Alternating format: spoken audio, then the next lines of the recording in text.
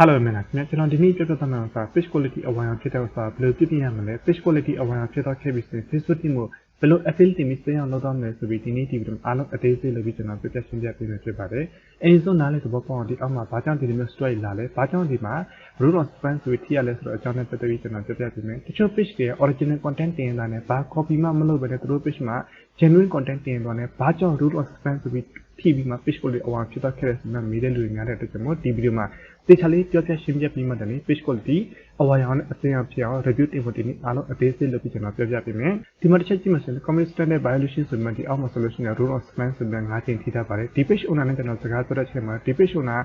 ဘာ content မှာအမှားမလုပ်ပါနဲ့သူရဲ့ page မှာဘာကြောင့်ထိတော့ခဲ့လဲဆိုသူကိုယ်လည်းနားမလည်ဘူးဖြစ်နေတဲ့အတွက်ကျွန်တော်ဒီနေရာအားလုံးကျွန်တော် clear ဖြစ်အောင်ကျွန်တော်ပြောပြပေးမယ်ဒီ page က long ကစား page ဖြစ်တဲ့အတွက်ကျွန်တော်သူရဲ့ page messenger မှာတူတူနဲ့စကားပြောတဲ့အခါ screenshot ရိုက်မှသူရဲ့ page မှာတင်ပြီးတော့တယ်ပြောမှဆိုရင် left group လုပ်ပြီးတော့တဲ့အတွက်ကျွန်တော်အဲ့ဒီ screenshot တစ်ဆင့်သူရဲ့ page မှာ root on span ဆိုပြီးထိတော့ခဲ့တယ်အဲ့လိုမျိုးကျွန်တော်တို့ page messenger မှာတူတူနဲ့စကားပြောတဲ့အခါကျွန်တော်တို့ direct page မှာတင်လို့မရပါဘူးတချို့ tele page မှာ root on span ဆိုပြီးထိတဲ့အတွက်ကျွန်တော် page messenger မှာစကားပြောတဲ့အခါ screenshot ကိုတင်မှဆိုရင်အဲ့ဒီ screenshot နည်းနည်းလေး crop လုပ်ပြီးမှအဲ့ screenshot ပေါ်မှာကျွန်တော်တို့ page name ဖြစ်ဖြစ် page logo ဖြစ်ဖြစ်တခုခုရေးထည့်ပြီးမှကျွန်တော် page မှာတင်ပြီးတော့မှဆိုရင်တော့ root on span ဆိုပြီး looking နဲ့ဒီ page မှာလည်းထိုနည်းအတိုင်းပါပဲဒီ page owner မသိနားမလဲပဲနဲ့ screenshot တွေတင်လိုက်တဲ့အတွက်ကျွန်တော် root on span ဆိုပြီးထိတော့ခဲ့တဲ့ error တွေလုံးဝလုပ်လို့မရဘူး edit လုပ်ပြီးတင်တော့မှဆိုရင်တော့ 100% root on span ကနေ looking ပါတယ်ဒါကြတော့ page တိုင်းလို့မှမလာပါဘူးတချို့ page မှာပဲလာတဲ့ကျွန်တော်အထူး view set လို့ရပါတယ်အခြားသော reason ကြောင့်ထိရတဲ့အကြောင်းတွေအများကြီးရှိရ root on span ဆိုတော့တကယ်လို့ကျွန်တော်နိုင်ငံ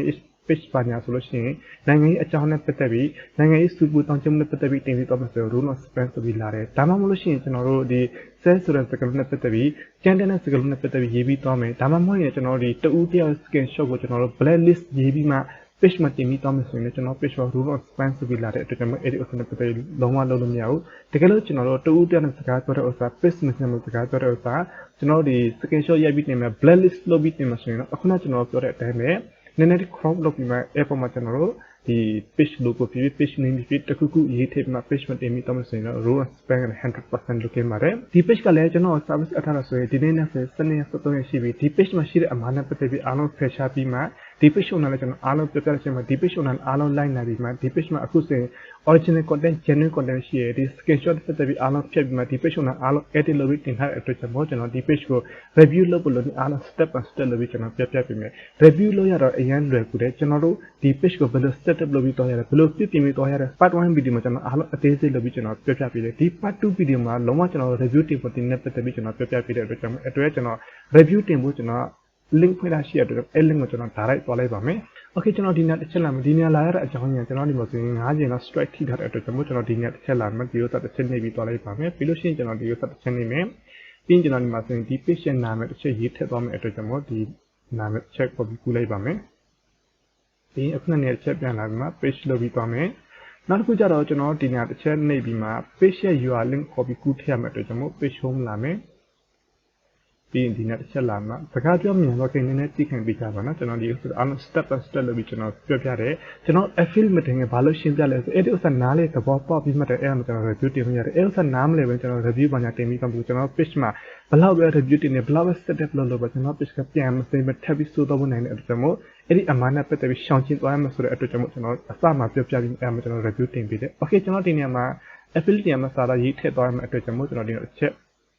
ရေးထားပြီးသားရှိတဲ့အတွက်ကျွန်တော်ဒီဥစ္စာတစ်ချက် copy ကူးထည့်မယ်ကျွန်တော်ဒီနေရာမှာဆိုရင်တော့ page ရဲ့ URL link ချင်းရမယ်ကျွန်တော် page URL တစ်ချက်ချင်းလိုက်တယ်ပြီးရင်ဒီအောက်ကလည်း link တစ်ချက်ပြန်ချင်းရမယ်အတွက်ကျွန်တော် okay အားလုံးချင်းလို့ပြီးတော့ခဲ့ပြီဆိုလို့ရှိရင်တော့ကျွန်တော်ဒီဥစ္စာလေးတစ်ချက် copy လိုက်ပါမယ်ဒါကြတော့ကျွန်တော်ဒီ page တစ်ချက်စစ်စစ်ပြီးမှဒီ page နဲ့တက်ဆိုင်တဲ့ဥစ္စာပဲကျွန်တော်ရေးပြီးထည့်လိုက်တဲ့ဖြစ်ပါတယ်။ okay ကျွန်တော်ဒီမှာစာလုံးနဲ့အားလုံးကျွန်တော်ရေးပြီးထည့်ပြီးပြီဒီစာတွေဆိုကျွန်တော်ဒီစာလုံးအတိကျွန်တော်တို့မားလို့မရဘူးပြီးလို့ရှိရင်ကျွန်တော် space ချတာပါကလုံးဝမားလို့မရတဲ့အတွက်ကျွန်တော်လုံးဝ perfect ဖြစ်အောင်ရေးပြီးထည့်တော့ရမယ်။ပြီးလို့ရှိရင်ကျွန်တော်ဒီမှာဆိုရင် screenshot တစ်ခုထည့်ရမယ်။အဲ့ screenshot ကျတော့ကျွန်တော်ချက်ပြပေးမယ် page quality ဟိုဖြစ်တဲ့ screenshot တစ်ချက်ထည့်ရပါမယ်။အဲ့တော့ကျွန်တော် snap tool နဲ့ကျွန်တော် screenshot ဆွဲလိုက်ပါမယ်နာမည်အပါဆွဲမယ်Okay ကျွန်တော် screenshot ဆွဲလို့ပြီးတော့ခဲ့ပြီဆိုလို့ရှိရင်တော့ဒီနေရာတစ်ချက်နေပြီးမှအခုနောက်တော့ဆွဲလိုက်တဲ့အပြန်ထည့်မယ်ပြီးကျွန်တော်ဒီဥစ္စာတစ်ချက်လေးအမှတ်ချစ်ပြီးမှကျွန်တော်ဒီမှာ affiliate တင်မယ် admin နာမည်တစ်ချက်ရေးထည့်လိုက်ပါကျွန်တော်အဲ့တော့ရေးဖို့ဆိုရင်ကျွန်တော်ရဲ့ PC မှာပမာစာရေးရတာခက်တဲ့အတွက်ကြောင့်ပေါ့နော် keypad ကလည်းပြည့်နေတဲ့အတွက်ကြောင့်ကျွန်တော်ဒီမှာ copy ကူး page လို့ထည့်ပြီးမှ send ဆိုတာပို့လိုက်ပါမယ် Okay send ပို့ဖို့ဆိုကျွန်တော်ဒီမှာတစ်ချက်ထည့်ဖို့လိုနေပါတော့ email တစ်ခုကျွန်တော်ထည့်သွားရပါမယ်အဲ့အတွက်ကျွန်တော်ဒီလက်ရှိသုံးတဲ့ email ကျွန်တော်ထည့်သွားလိုက်ပါမယ်အဲ့အတွက်ကျွန်တော်တစ်ချက်ပြန်လာပြီးမှ email copy ကူးလိုက်မယ်ကျွန်တော်ဒီဒါကျတော့ကျွန်တော်တို့ဒီ admin နဲ့ email ကျွန်တော်တစ်ချက်ထည့်ပြီးတွားရမှာအတွက်ကြောင့်မဟုတ်ဘူးเนาะကျွန်တော်ဒီမှာဆို email ထည့်မယ်ပြီးလို့မှတိုင်း send ဆိုတာပို့လိုက်ပါမယ်ခဏစောင့်မယ် okay ဒီမှာဆိုရင်ခဏ check out လုပ်ရမယ် I'm not robot တစ်ချက်နေမယ်ပြီး submit ဆိုပြီးနေတော့မယ်ဒါကြတော့အသေးစိတ်ရှင်းပြတဲ့ဥစ္စာဆိုတော့လူချင်းမင်းတို့နားမလည်လို့ဆိုတဲ့အတွက်ကျွန်တော်ဗီဒီယိုနည်းနည်းရှိတော့ခင်သိခဲ့ပြီးကြအားလုံးတစ်ချက်လေးရှင်းပြပေးတာပေါ့နော်တချို့ကြောင့်ရှိရဲဗီဒီယိုကြည့်တယ်ထိတ်မှနည်းနည်းကြည့်တယ်အလဲမှနည်းနည်းကြည့်နောက်ဆုံးနည်းနည်းကြည့်ပြီးတော့သူတို့ page မှာတော်ကြီးလာတယ်သူတို့အချိန်ကိုတက်တက်ကြည့်တယ်ဗီဒီယိုကြည့်မှကြည့်ဗီဒီယိုတစ်ပုတ်မှာဆိုရင်10 minutes လောက်ပဲရှိရစုံအောင်ဒီတခြားလေးကြည့်ပြီးအဲ့ဒါမှလည်းကို page တော့အလုံးလုံးတော့မဆွဲတော့ 100% right ဖြစ်ပြီးတော့မှာပေါ့နော် okay ကျွန်တော်ဒီ setup ပြီးတော့ချက်ဆိုကျွန်တော်အနည်းဆုံးသုံးနေရ review တင်ပြီးတွားရမယ့်အတွက်ကျွန်တော်နောက်ထပ်တစ်နေရာတစ်ချက်တွားပြီးမှကျွန်တော်ဒီဥစ္စာတစ်ချက်နေပြီးမှကျွန်တော်ဒီမှာဆိုရင်ကျွန်တော်ဖြစ်ပြတဲ့ဥစ္စာကျွန်တော်ရိုးရိုး classic page ဖြစ်တဲ့အတွက်ကျွန်တော်ဒီမှာ page ပဲတွားမယ်တကယ်လို့ကျွန်တော်တို့ profile ပုံစံ page ဆိုတော့ profile ကိုရွေးပြီးတွားရပါမယ်အဲ့အတွက်ကျွန်တော်ဒီဆိုရင်ဒီစာသားပဲနောက်ထပ်တစ်ခေါက်ပြန် copy ကူးပြီးမှဒီမှာ page လုပ်မယ်ဒါကြောင့်ကျွန်တော် PC အကြီးနဲ့ကျွန်တော်လုပ်ပြပေးတဲ့အတွက်ကျွန်တော်ဖုန်းတွေမှာကြည့်တဲ့ခါမှာဗီဒီယိုဒီစလုံးတိတိလေးဖြစ်တော့နည်းနည်းတိခံပေးကြပါတော့ကျွန်တော်ဒီ PC က32လက်မှတ်ရှိတဲ့ကျွန်တော်နည်းနည်းကြီးတာပေါ့နော်ပြီး submit နေပြီးမှနောက်ထပ်တင်တဲ့တော့ review တင်ရပါမယ်ပြီးရင်ကျွန်တော်ဒီတော့တစ်ချက်လာမယ်ဒီနောက်တစ်ချက်လာပြီးဆိုရင်ကျွန်တော် page ရဲ့ URL တစ်ချက် copy ကူးမယ်ပြီးလို့ရှိရင် page URL တစ်ချက် page လို့ထည့်ပြီးမှကျွန်တော်ဒီမှာဆိုရင်အခုတော့နှစ်ကြိမ်တိတိကျွန်တော်ဒီစာ copy ကူးထည့်တယ်အခုကျတော့ကျွန်တော်ဒီစာကျွန်တော်တစ်ချက်ရေးပြီးထည့်သွားမှာပေါ့နော်ကျွန်တော်တိချာလေးလောက်ထားတဲ့ဥစ္စာဆိုတဲ့ဥစ္စာနဲ့ပတ်သက်ပြီးအဲဥစ္စာကျွန်တော်အားလုံးတစ်ခုချင်းရှင်းပြမယ်ဆိုဗီဒီယိုအရင်ရှိသွားမယ်လူကြီးမျိုးတော့အရင်ပြင်းသွားမယ်ဆိုတဲ့အတွက်ကြောင့်မို့ခဏဆောင်မယ် okay done right send from submit successfully okay ကျွန်တော်ဒီ setup ပြီးတော့ခဲ့ပြီဆိုရင်ဒီ page ကိုကျွန်တော်ရှောင်ရဆောင်နဲ့ပတ်သက်ပြီးနည်းနည်းပါပြောပြပေးမယ် okay ဒီ setup ပြီးတော့ခဲ့လို့ကျွန်တော်စိတ်မနည်းနည်းလေးမတင်ငါတခုဖြစ်နေဆိုအောက်ကကျွန်တော်ဒီ basic health center ဆိုမှတစ်ချက်နေမှာ live chat ထိုင်လို့ရတယ်ဒါပေမဲ့ live chat ထိုင်တဲ့ခါမှာ Facebook account တိုင်းတော့ live chat ထိုင်လို့မရဘူးဒါပေမဲ့ကျွန်တော် page မှာ boost လုပ်ထားတဲ့ account တွေပါညာဆိုလို့ရှိရင် live chat ထိုင်လို့ရတယ် visa က add လုပ်ထားတဲ့ကျွန်တော်ဒေါ်လာအနည်းငယ် Facebook ကျွေးထားတဲ့ဆိုရင်ကျွန်တော်ဒီကနေနေရ Facebook live chat ထိုင်သွားမှကျွန်တော်အကျိုးအကြောင်းဖြည့်ရှင်းလို့ရတယ်အကျိုးအကြောင်းဖြည့်ရှင်းတဲ့ခါမှာသူတို့ဒီ guideline လေးတွေပတ်သက်ပြီးပြောပြရမယ်ဘယ်နေရာဘယ်ပုံစံတော့ပြီး review လုပ်ပါဆိုပြီးသူကပြောတာပေါ့နော်အဲ့တော့ကျွန်တော်ဒီ setup အတိုင်းကျွန်တော်အားလုံးသွားပေးပါတယ်ပြီးရင်ကျွန်တော် page home တစ်ချက်လာမယ် page home လာမယ်ဆိုဒီမှာချက်ကြည့်မှဆိုရင်ဒီ rules တွေပဲနည်းနည်းတော့ကြာနေပါဒါပေမဲ့ post notification ဘာညာအားလုံးတက်ပြီးလာတယ်ဒီ page ကကျွန်တော် service အထားဆိုရင်73 14ရရှိပြီပထမတော့လာအဲ့တော့ဒီဥစ္စာအားလုံးကအနည်းငယ်ဖြစ်နေအခုဆိုရင်တော်တော်လေးကိုတိုးတက်လာလို့ကျွန်တော်ပြောရင်ရမှာပေါ့နော်ပြီးလို့ရှိရင်ဒီ page owner တေချာလေးဗီဒီယိုဘာညာတင်နေဒီနေ့တခုကျွန်တော်ပြောချင်တာပေါ့နော်တချို့ရှိရဒီဈေးရောင်းတဲ့လူတွေရောဒါပေမဲ့အခြား business သမားတွေပေါ့နော်သူတို့ဒီ Facebook မှာ post တင်တဲ့ခါမှာပထမရေးပြီးတင်ထား post ဆိုပဲနောက်တစ်ခေါက်ပြန် copy ကူးပြီးကျွန်တော် page မှာတင်တဲ့ခါမှာအဲ့ဒီစာသားနဲ့ပတ်သက်ပြီး reuse content ဖြစ်တဲ့ကျွန်တော်အဲ့ဒီဥစ္စာနဲ့ပတ်သက်ပြီးလုံးဝလုပ်လို့မရဘူးတကယ်လို့ကျွန်တော်တို့ post တင်တဲ့ account တိုင်းကျွန်တော်တို့ဒီ phone number list ဘာညာခဏခဏ copy ကူးပြီးထည့်ရတယ်ဆိုရင်အရင်ပြင်းနေဆိုလို့ရှိရင်ကျွန်တော်တို့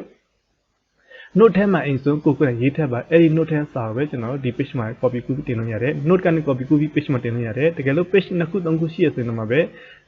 အဲ့ဒီ note ထဲစာပဲ page နှစ်ခုသုံးခုမှာ copy ကူးပြီးတင်လို့ရတယ် page ကနေ copy ကူးပြီး page မှာတင်လို့မရတစ်ချက်သတိထားပြီးပါနောက်တစ်ခုကျွန်တော်ဗီဒီယိုနဲ့ပတ်သက်ပြီးကျွန်တော် page မှာဗီဒီယိုတင်လို့ပြီးသွားခဲ့ပြီဆိုရင်ကျွန်တော်တင်လို့ပြီးသွားခဲ့တဲ့ဗီဒီယို page admin page owner အင်ရ wifi တစ်ခုတည်းသုံးပြီးအခြားဖုန်းနဲ့လည်းလုံးဝဖွင့်ကြည့်လို့မရပါဘူး wifi IP address တစ်ခုတည်းဖြစ်တဲ့ကြောင့်မို့ page admin page owner ကိုလည်းဗီဒီယိုဖွင့်ကြည့်ဆိုရင်